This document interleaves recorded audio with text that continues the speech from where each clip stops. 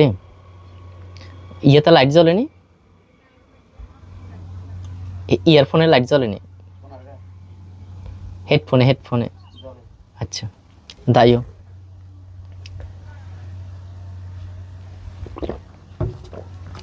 প্রিয় দর্শক, সন্দ্বীপের সবচেয়ে সম্ভাবনাময় সি বিচ, সম্ভাবনাময় বললে ভুল হবে, সন্দ্বীপের একমাত্র সি বিচ রহমতপুর সি বিচে এখন এই মুহূর্তে আছি। মজার বিষয়, এই সি বিচে শুধুমাত্র আমি আছি এখন এই মুহূর্তে।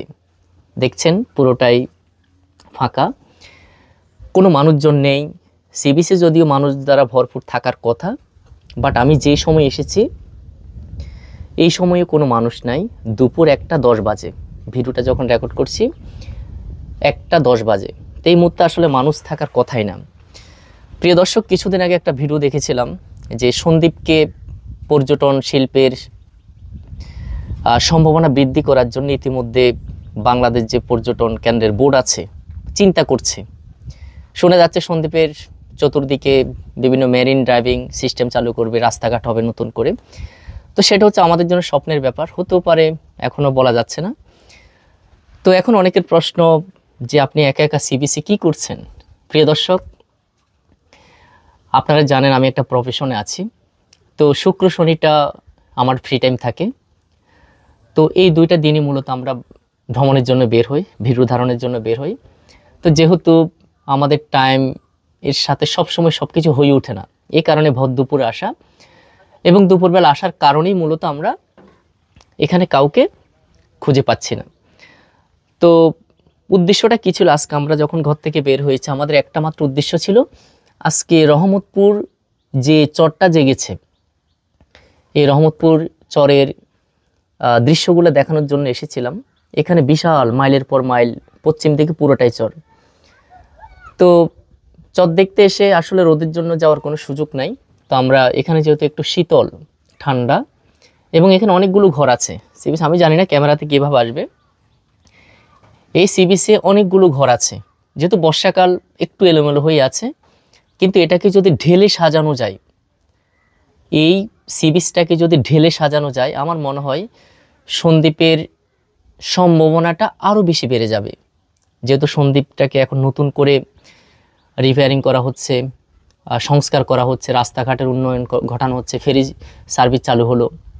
তা আমার মনে হয় এই সি বিচ যেটা আছে, রহমতপুর সি বিচ, সন্দ্বীপের একমাত্র সি বিচ, এটাকেও একটু মডিফাই করা দরকার। আমার মনে হয় এখানে সিকিউরিটি গার্ড বাড়ানো দরকার। বেশ কিছু অসামাজিক কাজকর্ম মাঝে মধ্যে শোনা যায়, ফেসবুকের কল্যাণে দেখতে পাই। এই জিনিসগুলো যাতে না হয়, আমার মনে হয় সেই জন্য একটু রেস্ট্রিকশান দেওয়া দরকার। এখানে অনেকে আছে, আসবে, ফ্যামিলি নিয়ে আসবে, পরিবার নিয়ে আসবে, তো সেক্ষেত্রে আমার মনে হয় একটু সিকিউরিটি সিস্টেমটা একটু ডেভেলপ করা উচিত। তো যারা রহমতপুরবাসী আছেন, রহমতপুর বললে ভুল হবে, সন্দ্বীপের যত মানুষ আছেন ভিডিওটা শেয়ার করবেন। আর এই সি বিচ নিয়ে কারো কিছু মতামত থাকলে তুলে ধরতে পারেন, কমেন্ট বক্স খোলা থাকবে।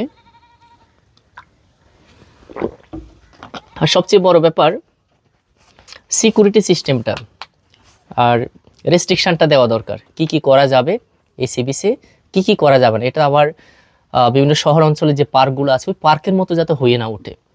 যেহেতু আমরা সন্দ্বীপিয়ান যারা সবাই একটা পরিবার, একটা দ্বীপের মধ্যে আছে, আমাদের চতুর্দিকে পানি।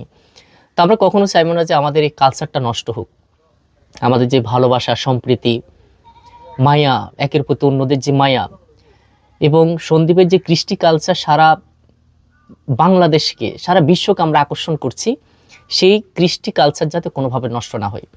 হ্যাঁ, সব কিছু সুন্দরভাবে হোক।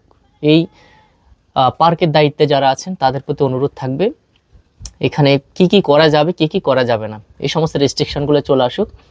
অসামাজিক কোনো কার্যকলাপ যাতে এখানে না ঘটে, যেহেতু আমরা সবাই পরিবার নিয়ে আসি।